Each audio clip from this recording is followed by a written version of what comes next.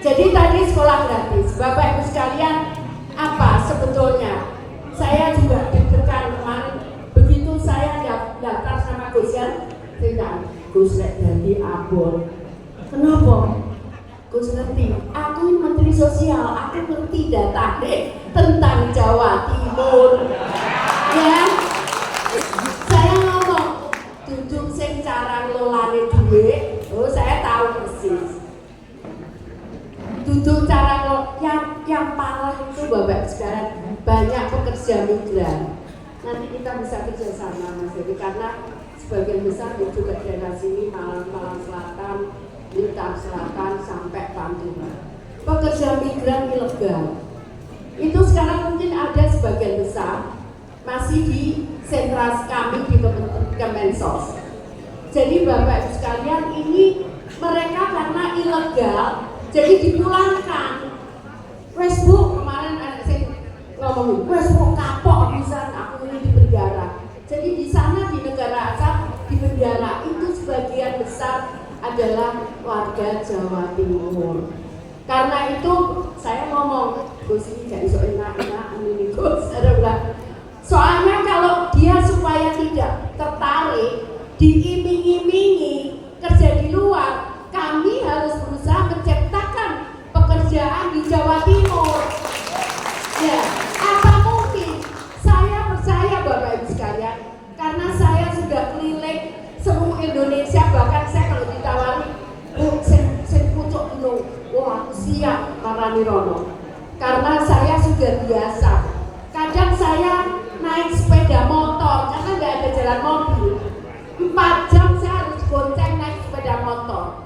Tapi begitu tahu mogel itu ternyata gonceng cekelan terus. Soalnya naik turun Bu.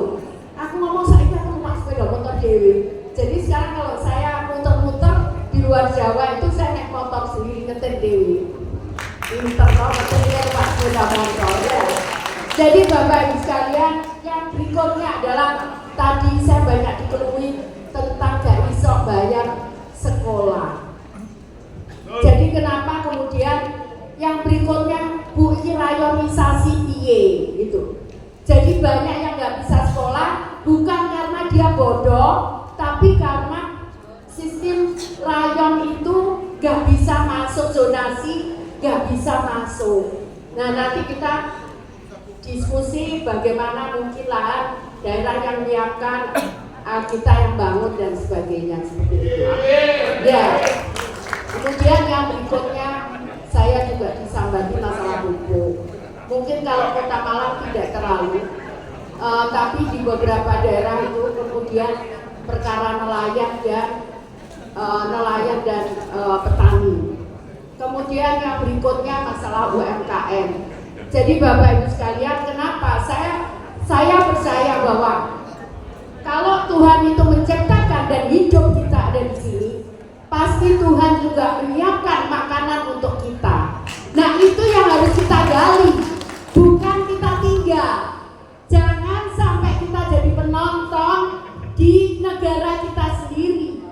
Kita harus berjuang bagaimana kita bisa merebut makanan-makanan yang bisa kita siapkan untuk anak cucu kita. Ya jadi itu karena itu Bapak Ibu sekalian, ayo kita bersama-sama. Kita harus percaya, saya udah tahu Pak, jauh di dulu nggak ada. Sekarang dia bisa ekspor. Saya juga bingung, kok sehari sampai 40 juta ya apa jangan dipedek. Kota itu kecil berbatasan dengan Timor Leste. Ternyata kok bisa ekspor dia.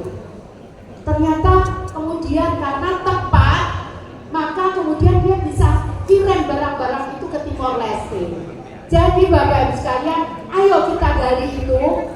Jangan biarkan anak-anak kita, cucu-cucu kita hanya jadi penonton. Bapak Ibu sekalian, ngomong Bu Risma benar. Saya Bapak Ibu sekalian saat saya jadi wali kota Surabaya. Ini wali kota yang sekarang itu kepala Bapeda saya. Saya tanya, piro sing larat? 14%. Gak percaya aku lusukan kok luwe gitu. Piro? Ibu mau tahu yang sebenarnya? Yo, 32% Bu. Tak ambil itu 32%. Bu, nanti kita gimana kalau ditanya BPR kok tiba-tiba jatuh? Gak apa-apa. Yang paling penting aku iso nangani. Lek aku ngomong 14%, aku gak roh sing sisane iku gimana. Akhirnya saya ambil 32%. Bapak Ibu, apa yang terjadi? Saya buat program yang namanya Pahlawan Ekonomi. Sekarang dipakai oleh pemerintahan, bahkan yang baru ini namanya Pena Pahlawan Ekonomi Nusantara, dipakai program ini.